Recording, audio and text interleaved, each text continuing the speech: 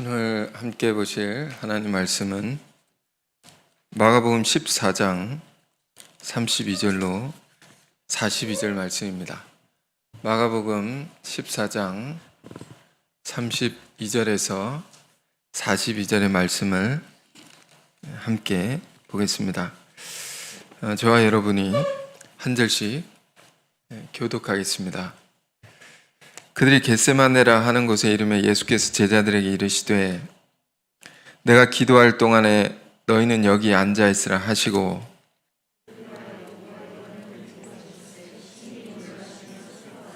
말씀하시되 내 마음이 심히 고민하여 죽게 되었으니 너희는 여기 머물러 깨어 있으라 하시고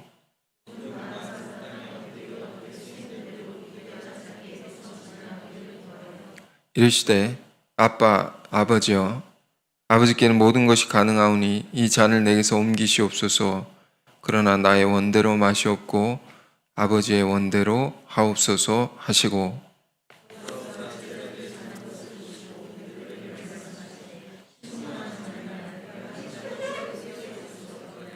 시험에 들지 않게 깨어있어 기도하라. 마음에는 원이로되 육신이 약하도다 하시고 다시 오사 보신즉 그들이 자니 이는 그들의 눈이 심히 피곤함이라. 그들이 예수께 무엇으로 대답할 줄을 알지 못하더라.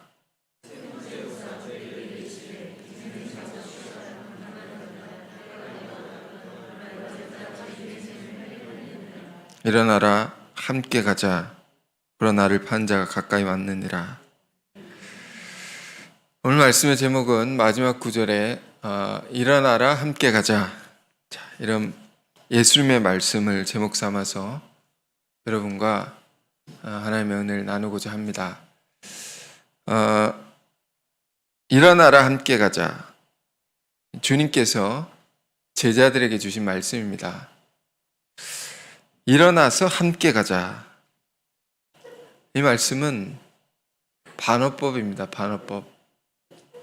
제자들은 다 누워 잠들어 있었고 주님과 함께 가지 못했다는 그런 것을 우리에게 말해주는 말씀입니다. 여러분, 우리는 십자가를 묵상하는 절기 40일을 우리가 보내고 있습니다. 16일이 지났더라고요. 어느덧 중반을 향해 우리가 가고 있는데 우리를 위해 순환을 받으신 주님의 길을 우리가 하나하나 따라가 보면서 여러 가지 우리가 깨닫는 초점들이 있습니다. 오늘 기도해 주신 장로님의 기도의 내용처럼 우리가 회개해야 될 여러 가지 것들을 깨닫게 되는 것이죠. 먼저는 우리가 얼마나 주님의 뜻을 알지 못했나, 무지함, 얼마나 주님의 사정에 무관심했는가, 무관심, 얼마나 주님과 관계없이 자신의 사정에 갇혀서 우리 자신만을 위해 살아왔나, 어떤 이기심, 이기적인 것들, 이런 우리 안에 일그러진 죄악된 모습을 우리 하나하나 돌아보면서 회개하는 기회를 얻는 것입니다. 근데 그보다 더 중요한 초점은 무엇입니까? 그런 우리들임에도 불구하고 그럼 우리를 위하여 모든 고난을 감당하고 가신 예수님의 희생, 그 놀라운 사랑을 우리는 다른 말로 은혜라고 합니다. 이것을 우린 더 깊이 생각해야 되는 것입니다. 자, 그런데 우리는 여기서 한 단계 더 나아가야 됩니다. 생각하는 것을 넘어서 주님의 은혜를 깨닫는 것을 넘어서 주님의 길을 함께 가는 신앙, 동행하는 신앙이 되고자 해야 하는 것입니다. 본문은 겟세마네 기도의 장면인데요. 주님께서 십자가의 죽음을 앞두고 너무도 처절히 홀로 기도하는 장면입니다. 우리가 이 장면을 더 잘 이해하기 위해서는 이 앞의 내용, 뒤의 내용 다 읽어볼 필요가 있는데 이 앞에는 어떤 일이 있습니까? 마가복음 14장을 쭉 읽어보면 우리가 같이 볼 말씀들이 있습니다. 이제 복음서가 같은 내용을 4명의 기록자들이 기록해 놓은 거죠. 여러 가지 관점으로. 그래서 오늘 본문의 내용이 담긴 것이 마가복음 14장인데 여기뿐만 아니라 요한복음 13장도 같이 볼 필요가 있고 누가복음 22장, 마태복음 26장, 그래서 4가지 복음서를 통해서 이 사건을 여러 면으로 여러 각도로 우리가 살펴본다면 더 깊이 이해할 수 있습니다. 자, 이 겟세마네 기도의 장면, 이 앞에는 어떤 일이 있습니까? 최후의 만찬이 있었죠. 마지막 만찬, 제자들과 식사하시는 그 자리에서 주님 무엇을 하셨는가? 이 마가복음 14장에서는 주님께서 제자들과 떡과 잔을 나누시며 만찬이니까 먹는 자리죠. 먹고 마신 자리죠. 나누시며 이 떡은 내 몸이요, 이 잔은 이 포도주, 이것은 많은 사람들을 위해 흘리는 나의 피니라 하셨습니다. 하시고 또 우리가 본 것처럼 요한복음 13장 이 자리에서 예수님이 제자들의 발을 씻으면서 깊은 권면의 말씀을 주셨던 거죠. 아시다시피 이 순간에 유다는 배반의 마음을 품고 있었고 제자들은 누가 높으냐 서로 다투고 있었다라고 이제 복음서는 기록해 놓고 있습니다. 그리고는 이 만찬이 끝난 다음에 감람산 올리벳으로 제자들이 이렇게 넘어가는데요. 26절을 볼까요? 마가복음 14장 26절에 그 상황을 이렇게 기록해 놓고 있습니다. 이에 그들이 찬미하고 감람산으로 가니라. 찬미했다. 노래를 불렀다는 것입니다. 무슨 노래를 불렀을까요? 기록이 없어서 알 수는 없지만 그럼 그보다 중요한 것은 지금 이 노래를 부를 상황인가라는 겁니다.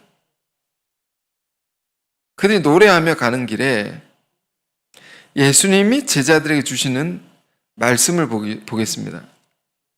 27절인데요. 이어서 나오는 예수께서 제자들에게 이르시되 지금 노래를 부르면서 가는 그 길에 예수께서 말씀하시면 너희가 다 나를 버리리라. 이는 기록된 바 내가 목자를 치리니 양들이 흩어지리라 하였음이니라. 갑자기 예수님께서 스가랴 13장 7절에 그 예언의 말씀을 주십니다. 스가랴라는 예언자가 했던 예언을 갑자기 말씀하신단 말이에요. 매우 슬픈 예언이죠. 목자를 치면 양들이 다 흩어진다는 겁니다. 이것은 주님 자신이 곧 당하게 될 미래를 스가랴의 예언을 빌어서 직접 얘기하고 계신 것입니다. 당신께서 침을 당한다. 그 예언을 통해서 얘기하는 것이죠. 참으로 우리가 주님의 말씀을 잘 알아들으려면 말씀을 잘 알아야 됩니다. 주님의 사정을 잘 알자면 말씀을 깨달아야 됩니다. 예수님께서 이 말씀은 어떤 것입니까? 예수님에게 있어서 말씀은 구약의 율법과 예언이죠. 예수님도 이것을 늘 읽으시고 묵상하시고 그것으로 제자들을 가르치신 것을 우리가 보게 됩니다. 그 주님은 늘 말씀을 우리에게 얘기하시기 때문에 말씀을 잘 우리는 알아야 된다. 그 목자를 치리니 양들이 흩어진다는 예언처럼 내가 순환을 당하면, 내가 죽임을 당하면 너희는 다 나를 버리고 도망갈 것이다 라는 이런 예언을 지금 얘기하고 계시다. 노래 부르고 있는데 제자들은. 그러나 이어서 이렇게 말씀하십니다. 28절입니다. 그러나 내가 살아난 후에, 부활이죠. 살아난 후에 너희보다 먼저 갈릴리로 가리라. 이 부활절에 볼 중요한 주제이기도 한데, 자, 이런 얘기를 예수님께서 하시니까 그래도 수제자인 베드로가 예수님 따라다니면서 그래도 분위기를 조금 감지했던 모양입니다. 심상치 않은 분위기를 조금 느꼈는지 이렇게 말합니다. 29절 베드로가 여짜오되 다 버릴지라도 나는 그리하지 않겠나이다. 예수께서 이르시되 내가 진실로 너에게 이르노니 오늘 이 밤 닭이 2번 울기 전에 네가 3번 나를 부인하리라. 그런데 베드로가 힘있게 말하되 내가 주와 함께 죽을지언정 주를 부인하지 않겠나이다 하고 모든 제자도 이와 같이 말하니라. 자, 베드로뿐만 아니라 모든 제자들도 이렇게 힘있게 말했다는 겁니다. 주님과 함께 죽을지라도 주님을 부인하지 않겠습니다. 주님과 늘 함께 하겠습니다. 도망가지 않겠습니다. 이런 말.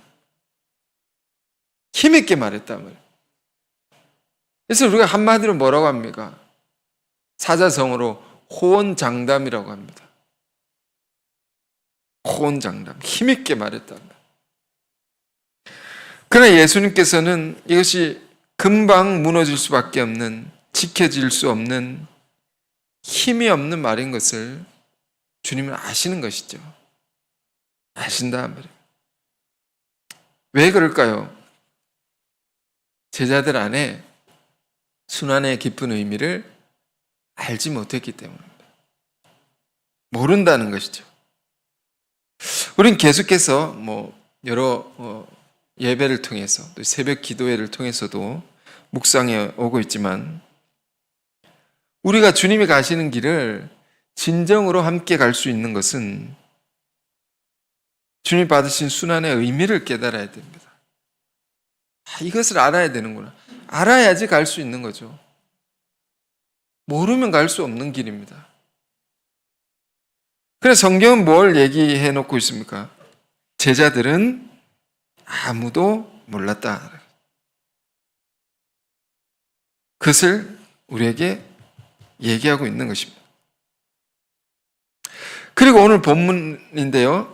32절입니다. 그들이 겟세마네라 하는 곳에 이름에 자, 이런 상황이 이어지면서 예수님과 제자들이 겟세마네라는 곳에 함께 오게 되었다. 이것은 여러분 아시다시피 겟세마네라는 곳은 어떤 곳입니까? 감람산, 영어로 올리벳이죠. 킹 제임스 버전에 이 단어가 이렇게 남아 있는데 이제 더 쉬운 번역으로 이렇게 옮기다 보니까 뉴 인터내셔널 버전, 영어 성경, NIV 성경에는 이 단어가 사라졌습니다. 번역자가 그렇게 번역을 해서 아쉬움이 있지만 그러나 권위 있는 성경 킹 제임스 버전에는 이 감람산이라는 단어는 올리벳입니다. 이 올리벳의 한 기슭에 위치한 장소가 겟세마네라는 것입니다. 이것은 예수님이 늘 제자들과 함께 모였던 장소인데 유다도 아는 것이죠. 그래서 예수님 붙잡으러 거기 바로 들어온 것인데 그 장소에서 예수님은 제자들과 늘 기도하시고 그곳에서 깊은 기도하시고 하나님과 깊은 교제를 하시고 또 제자들에게도 하나님의 깊은 뜻에 관해서 하나님의 나라에 관해서 너무도 소중한 세계를 알려주시고 가르쳐 주셨던 이 아주 특별한 장소입니다. 겟세마네라는 곳은 감람산 올리벳 전체가 그렇지만 겟세마네라는 곳은 더 그렇다. 특히 이 겟세마네라는 곳은 어떤 장소였습니까? 당시에 채유소죠. 채유. 기름을 이렇게 짜서 모으는 장소입니다. 이 기름은 어떤 기름입니까? 올리브 나무의 열매를 짜서 나오는 기름인데 왕의 대관식 때 왕이 될 자의 머리에 이렇게 기름을 붓는 그때 사용하는 기름을 여기서 짜는 겁니다. 우리가 그리스도라는 말도 예수 그리스도 이름으로 기도했습니다. 이렇게 우리 기도할 때 늘 이렇게 하죠. 예수 그리스도다. 이게 무슨 말입니까? 예수는 고유 명사입니다. 저의 이름, 여러분의 이름이 있듯이 각자의 이름, 예수, 이 이름이죠. 그리스도는 뭡니까? 보통 명사입니다. 헬라어로 크리스토스, 이 말의 뜻은 기름 부음을 받은 자입니다. 그러니까 예수 그리스도란 말은 예수는 그리스도시다라는 초대교회의 간결한 신앙의 고백인 것입니다. 우리가 예수를 믿는다는 것은 이런 고백을 한 사람들이라는 것을 의미합니다. 예수는 나의 그리스도이십니다. 예수는 나의, 다른 말로 왕이십니다. 왕은 다스리는 자죠. 주께서 나를 다스리는 분이십니다. 나는 그분의 명령을 쫓아 살아간 자들입니다. 근데 왕은 어떻게 왕이 됩니까? 내가 왕이다 하고 되는 게 아닙니다. 추대를 받아야 됩니다. 좀 어려운 말로 옹립하는 겁니다. 옹립. 다른 누군가가 받들어 이렇게 세우는 거죠. 그래서 기름통을 들고 자기 머리 붓는 게 아닙니다. 다른 이가 부어줘야 된다 말이에요. 그래야 함으로 추대를 받아서 왕이 되는 거죠. 그러니까 왕이 될 때 기름 부음을 받는다는 것은 그가 왕이라는 것을 많은 사람들이 인정하고 지지하고 받들어 세워지는 것을 의미합니다. 예수께서 그리스도가 되시는 것도 예수님을 아는 자들이, 그의 제자들이, 그분의 놀라운 사랑을 깨닫고 알게 된 자들이 그분이 그리스도이심을 증거하는 무리들이 있어야 된단 말이에요. 오늘 이 시대에는 우리들인 것입니다. 우리가 예수가 그리스도이심을 그렇게 기름 붓는 자들이 되어야 된다는 것이죠. 그렇게 증거하는 자들이 되어야 된다는 거죠. 그런 사명이 우리에게 있다는 것입니다. 그런데 참으로 슬픈 기록입니다. 성경은 우리에게 무엇을 얘기하고 있습니까? 주님께서 일평생 죄인들의 친구가 되셔서 그들을 혼신의 힘을 다해서 복음서를 읽어보면 쉬지 않고 무엇을 하시나? 당신의 삼중직무라고 합니다. 치유하시고 가르치시고 전파하시는 일을 쉬지 않고 쉬려고 간 자리에서도 막 사람들이 들이닥쳐가지고 치유해달라고 가르쳐달라고 주님 그것을 마다하지 않고 다 일일이 하나하나 불철주야 쉬지 않으시고 주무시지 않으시고 가르치시고 치유하시고 전파하셨음을 우리는 볼 수가 있습니다. 그렇게 평생을 사시고 지금 이 십자가의 길이라는 것은 마지막 순간이죠. 죽음을 앞둔 순간까지도 아무도 예수께서 그리스도이심을 증거하는 자가 없었다. 아무도 주님과 함께하는 자가 없었다. 아무도 예수께 기름 붓는 자가 없었다라는 것을 제자들은 고통스럽게 눈물을 흘리며 기록한 것입니다. 이게 복음서입니다. 아무도 없었다. 한 명을 꼽자면 단 한 명을 얘기할 수 있습니다. 향유옥합을 깨뜨려 죽게 부은 여인이다.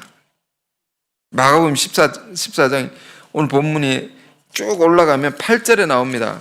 예수님께서 이 여인에게 뭐라고 대답하시냐면 그는 힘을 다하여 내 몸에 향유를 부어 내 장례를 미리 준비하였느니라. 이렇게 말했습니다. 이 여인이 얼마나 위대한 여인이었는가라는 것을 우리는 깨달을 수 있죠. 다 도망가고 다 배반하고 숨어 있고 그런데 이 여인이 기름을 부었다 말이에요. 얼마나 위대한 여인이었는가. 그러나 그 기름 부은 행위에 대해서 예수님께서 이렇게 해석해 주신 것이죠. 그렇게 귀하게 증거해 주신 것이죠. 사실은 아무도 없었던 것입니다. 마가복음 14장 오늘 본문 뒤에도 보면 여러분 14장 쭉 읽어볼 필요가 있습니다. 이 연속성을 가지고 성경을 쭉 읽어보십시오. 아 이런 상황이구나. 이런 사정이 있었구나라는 걸 알 수가 있습니다. 51절, 52절에도 독특한 기록이 들어가 있는데 도망간 한 청년의 이야기 기록되어 있습니다. 예수님이 붙잡혀가지고 순환을 당하러 가시는 길에 도망갔던 한 청년의 이야기. 누군지 아시죠? 우리 많이 이제 공부를 해서 압니다. 이게 마가복음을 기록한 마가 자신의 이야기입니다.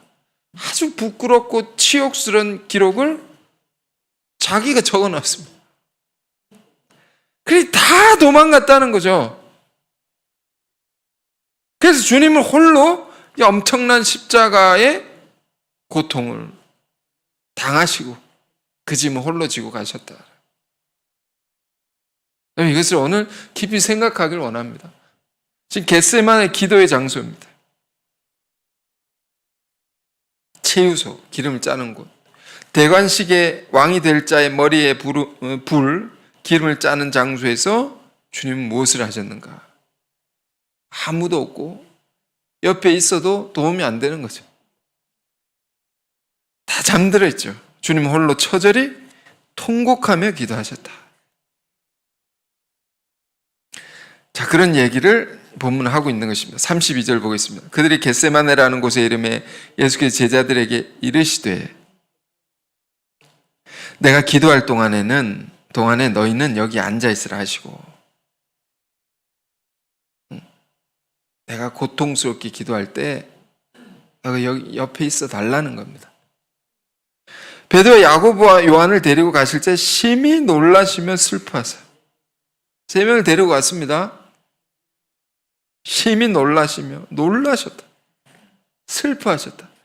이것을 히브리서를 보면요, 어떻게 기록해 놓았냐면 심한 통곡과 눈물로 하나님께 간구와 소원을 올려드렸다. 더 쉬운 말로 뭐라고 할까요? 엉엉 울었단 말입니다. 너무 괴로워하면서 예수님이 엉엉 울었다. 목 놓아 우셨다는. 여러분, 내가 사랑하는 자가 또 나를 지극히 사랑하는 자가 이렇게 울었다라고 생각해 보십시오. 여러분의 자녀가, 여러분 부모님이 이렇게 울었다라고 생각해요. 고통스럽게. 얼마나 가슴 아픈 일이겠습니까? 그렇다면 제자들이 옆에서 왜 이렇게 우실까라는 그 생각을 해야 되죠. 주님 안에 그 고통을 알고자 하고 함께 하고자 해야 되는 것이 아닙니까? 그런데 제자들 안에 말도 안 되는 영적인 침륜. 뒤에 보면 피곤해서 잠들었습니다. 피곤할 수가 있겠죠. 밤중에, 새벽에.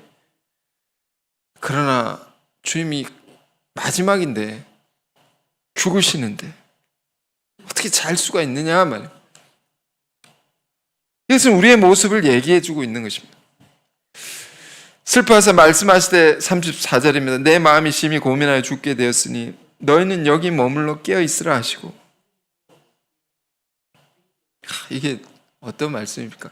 내가 죽을 만큼 힘들어 죽겠다. 내가 죽을 것 같아. 넌 여기서 깨어 있어라고. 내 옆에 깨어서 함께 기도함으로 나에게 힘이 되어다오. 당부하신 겁니다. 도움을 청하신 겁니다. 여러분, 우리도 괴로울 때, 내가 괴로울 때 누가 옆에서 함께 있어주고 기도해 주는 사람이 있으면 얼마나 큰 힘이 되는 것입니까? 얼마나 위로가 되는 것입니까? 그것에 우리가 견딜 수 있지 않습니까? 그 힘을 얻어서. 그 예수님 안에 이런 인간적인 모습을 우리가 보게 되는 거죠. 예수님이 인간이셨단 말이에요. 조금 나아가서 땅에 엎드려 될 수 있는 대로 이때가 자기에게 지나가기를 구하여 하나님께 기도하는 겁니다. 이르시되 아빠 아버지여, 아버지께 모든 것이 가능하오니 이 잔을 내게서 옮기시옵소서. 너무 처절한 기도입니다. 아빠라고. 아버지는 아빠라는 거. 굉장히 가까운 관계라는 거죠. 하나님과. 아빠 너무 괴로워요, 제가. 아빠는 다 하실 수 있지 않습니까? 이 괴로움을 제발 가져가 주세요. 이렇게 기록하는 거예요. 이렇게 기도하는 겁니다. 이렇게. 여러분, 이게 얼마나, 이 기록을 볼 때 얼마나 솔직한 기록입니까, 이게. 진솔한 기록입니까, 이게? 하나님의 아들의 모습을, 여러분, 신의 아들의 모습을 그려낸다고 할 때 어떻게 그려낼 수 있겠습니까? 많은 이제 영웅들의 기록을 보면 다 고통도 넉넉히 이길 수 있는 담담한 모습으로 그려내고, 힘 있는 모습으로, 눈물 없는 모습을 그려낼 수 있고, 아예 이런 기록을 아예 남기지 않을 수도 있습니다. 신의 아들의 이야기인데. 그런데 십자가 앞에서, 죽음 앞에서, 고난 앞에서 통곡하며 떨며 엉엉 우시는 이 모습을 다 남겨놨습니다. 주님이 이런 분이셨다. 이런 세계가 있었다라는 거죠. 전능하신 하나님의 아들이지만 그리스도는 참 인간이셨다. 그리스도는 누구냐라고 할 때 신학적으로 두 가지를 얘기하죠. 베레 데우스 베레 호모. 그런 참 하나님이셨고 참 인간이셨다. 그러므로 우리를 하나님께로 중보하실 수 있는 겁니다. 얼마나 진실된 참 인간의 모습이냐. 이 장면이 우리에게 주는 소중한 의미가 있습니다. 우리가 신앙의 길을 갈 때, 예수를 믿으며 예수를 쫓아 살아갈 때 우리가 예수 믿으면 다 잘 되고 형통하고 좋은 일만 생기기를 바라고 가서는 안 된다. 그런 소망을 가지고 갑니다. 예수 믿으면 그런 은혜를 베풀어 주십니다. 그러나 어떠한 고난의 과정도 없이 찬란한 부활의 영광만을 바라고 우리의 신앙생활을 해서는 안 된다는 거죠. 우리가 예수님이 일으키신 놀라운 기적들의 이야기를 복음서를 통해 많이 볼 수 있습니다. 놀라운 역사를 일으킵니다. 그러나 그 역사 이면에는 이런 처절한 세계가 있으셨다는 것을 우리는 기억해야 됩니다. 이런 세계가 있는 것이구나. 이런 고통을 감내하며 하나님께 엉엉 울면서 하나님께 매달리는 이런 인간적인 세계가 주님 안에 있으셨다는 것을 우리 기억하기를 원합니다.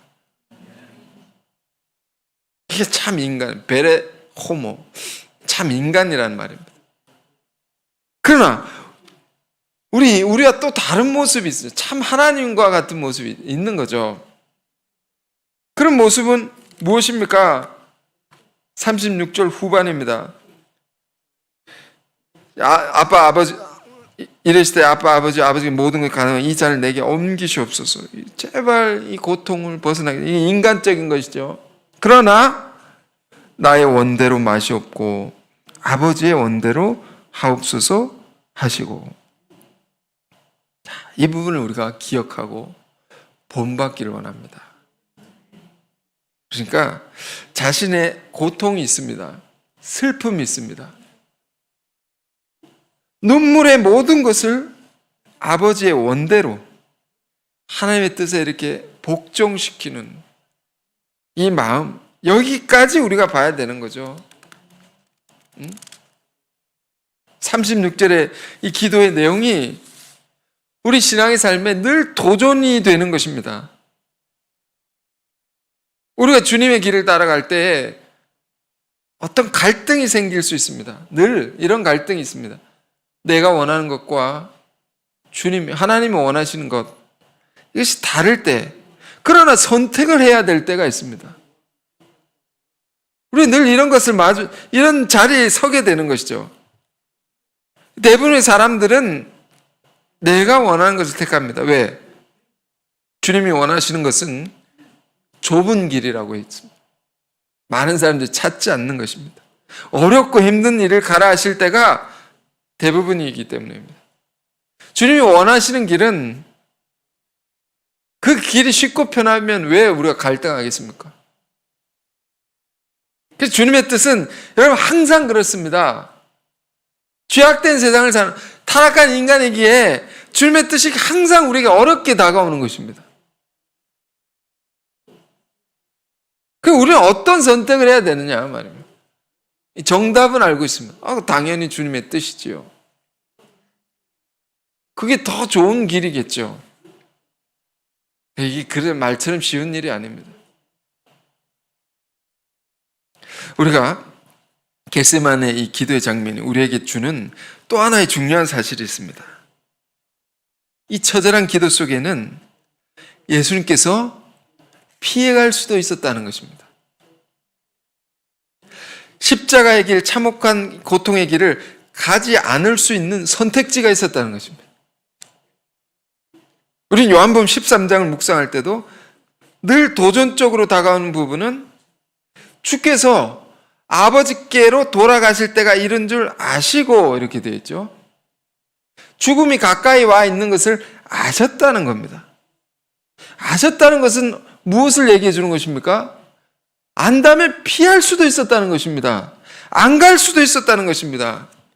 적대자들의 음모, 권모술수 다 아시고 유다가 자신을 배반해서 품어서 적대자들에게 팔아넘길 것도 아시고 그렇게 되면 주님께서 붙잡힐 것도 아셨다라는 거죠.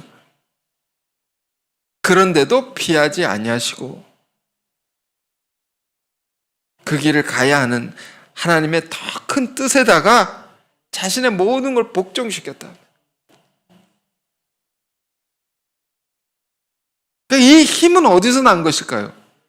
이걸 우리가 알아야지, 이걸 가져야지 우리도 아버지 뜻에 우리 자신의 모든 걸 복종시킬 수 있는 거죠. 순종할 수 있는 거죠.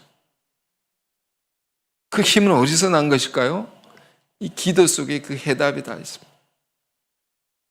36절의 기도 속에 아빠 아버지여 라는 이 말 속에 있는 것입니다. 주님과 예수님과 하나님의 관계입니다. 나를 사랑하시는 아빠라는 겁니다. 아빠. 얼마나 하나님과 깊은 교제 속에 있으셨던 예수님이셨는가라는 겁니다. 깊은 교제 속에 있었다. 하나가 되어 있었다 말입니다. 예수님은 그 사랑의 아버지가, 아빠가 내 고통도 아시고 내 슬픔도 아시고 다 아실 텐데, 그런데 거기 가라고 하시는 것은, 그 길로 가라고 하시는 것은 아빠가 더 괴로우실 거라고, 그런데도 가라고 하시는 것은 더 중요한 뜻이 있을 것입니다. 더 깊은 이유가 있을 것입니다. 그걸 믿고 맡기는 거죠. 그 믿고 순종할 수 있는 거죠. 이 믿음입니다. 우리 삶의 모든 괴로움 속에 해답이 되는 한 가지 말은 다 뜻이 있겠지라는. 우리 신앙의 선배분들은 이것으로 험한 세월을 다 이기고 오셨습니다. 다 이유가 있겠지. 그리 하실 수밖에 없는, 그런데 그렇게 하라고 할 수밖에 없는 깊은 사정이 있겠지. 이게 뭡니까? 믿음입니다. 믿음. 믿는 겁니다. 나를 나보다 더 잘 아시는 사랑의 하나님께서 내 모든 사정을 아시고 나를 가장 좋은 길로 인도하시는 하나님 아버지께서 가라 하시는 것이니 내가 가리이다. 그 아버지를 전적으로 신뢰하는 것입니다. 그 누구도 이해할 수 없고 헤아려 주지 못하는 내 사정을 아버지께서는 아신다. 그분께서 가라고 하시니 내가 가리이다. 이 믿음으로 예수님께서는 마지막 운명하신 자리, 내가 다 이루었다. 그 십자가상에서 마지막 말씀을 하시고 운명하시지 않습니까? 그 자리까지 흔들림 없이 가십니다. 무엇으로? 이 믿음으로. 이 믿음이다. 여러분, 이걸 알고자 해야 됩니다. 이걸 갖고자 해야 됩니다. 우리 신앙. 그러나 성경이 이렇게 기록해 놓고 있습니다. 37절에 돌아오사 제자들이 자는 것을 보시고 베드로에게 말씀하시지, 시몬아 자느냐? 네가 한시도 깨어 있을 수 없더냐? 여러분, 여기 이 구절을 읽을 때 잔다고 하는 것이 뭡니까? 많이 피곤했나 보다. 이게 아닙니다. 뭐가 잔다는 것입니까? 주님의 사정을 깨어서 함께하지 못했다는 것이 자는 것입니다. 한시도 깨어있을 수 없더냐? 시험 들지 않게 깨어있어 기도하라. 마음의 원으로 육신이 약하도다 하시고 다시 나아가 동일한 말씀을 기도하시고 다시 오사 보신즉 그들이 자니. 세 번째, 그들이 자니 이는 그들의 눈이 심히 피곤함이라. 그들이 예수께 무엇으로 대답할 줄을 알지 못하더라. 할 말이 없는 거죠. 그 세 번째 오사 그들에게 이르시되, 자, 여기 보면 3차의 기도가 있으셨던 것입니다. 기도가 여러분 단계적이었던 것을 알 수가 있는 거죠. 한 번 처절하게 기도하고 죽음을 받아들이신 것이 아닙니다. 할 수만 있으면 이 잔을 옮겨주옵소서. 이 고통을 이기는 치열한 과정이 있으셨던 거죠. 여러분, 이 과정이 있다는 것을 우리는 기억해야 됩니다. 아니, 하나님의 아들이니까 기도하고 하나님이 이 믿음을 주셨다. 한 번에 받아들이고 순종해서 간 길이 아니다는 겁니다. 다른 길을 생각하지는 않으셨지만 이 고통을 이기는 이 과정이 있으셨다면 땀방울이 핏방울이 될 정도로 처절하게 기도하시기를 3번 하시고, 기도할 때마다 다른 복음서에는 천사들이 와서 막 힘을 줬다고, 힘을 내시라고. 또 처절히 기도하시고 또 힘을 내시라고. 그리고 또 처절히 기도하시고 또 힘을 내시라고. 3번의 깊은 기도를 하시고 하나님 힘을 다 가지셨다. 마음을 먹으셨다. 받아들이신 거죠. 그리고 제자들에게 말씀하죠. 3번째 오사 그들에게 이르시되 이제는 자고 쉬라. 그만 되었다. 때가 왔도다. 보라, 인자가 주인의 손에 팔리느니라. 일어나 함께 가자. 보라, 나를 파는 자가 가까이 왔느니라. 자, 여러분, 제자들은 다 잠들어 있었고 함께 가지 못했지만, 주님 홀로 그 고통의 시간을 보내셨지만, 그러나 또 말씀하십니다. 일어나 함께 가자. 그럼에도 불구하고 또 말씀하시는 거죠. 일어나라, 함께 가자. 오늘 우리에게도 말씀하십니다. 우리도 늘 잠들어 있고 늘 깨어 있지 못하고 기도하지 못하고 늘 주님의 사정을 알지 못하지만 또 오늘 우리에게 말씀하신 것입니다. 그래도 일어나라, 함께 가자. 여러분, 우리 삶이 이 예수님의 말씀을 보면서 이 기도의 장면을 보면서 생각하기 원합니다. 우리 삶이 어떠한 고난의 자리에 있다 할지라도, 아무도 나를 돕지 못하는 그런 자리에 처해 있다 할지라도 홀로 이 무거운 십자가를 지고 가신 주님을 우리가 생각하길 원합니다. 주님이 이렇게 가셨구나. 주님이 이렇게 기도하셨고 이렇게 당신에게 맡기신 사명을 감당하셨구나. 이걸 알기를 바라고요. 그리고 우리의 신앙이 어떻게 해야 됩니까? 고난의 자리에서도 주님이 가신 길을 함께 갈 수 있는 그런 자리에서도 믿음으로, 하나님의 아버지를 믿는 믿음으로 이 자리에서까지 동행할 수 있는 우리의 신앙이 될 수 있기를 진정으로 주님의 이름으로 축원드립니다.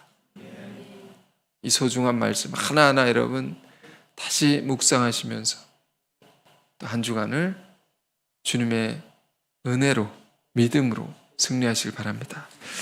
기도하겠습니다. 은혜로우신 주님, 오늘도 참으로 소중한 말씀을 통해 주님의 사정을 알게 하시고 우리가 깨달아야 할 소중한 세계를 깨닫게 하시니 감사합니다.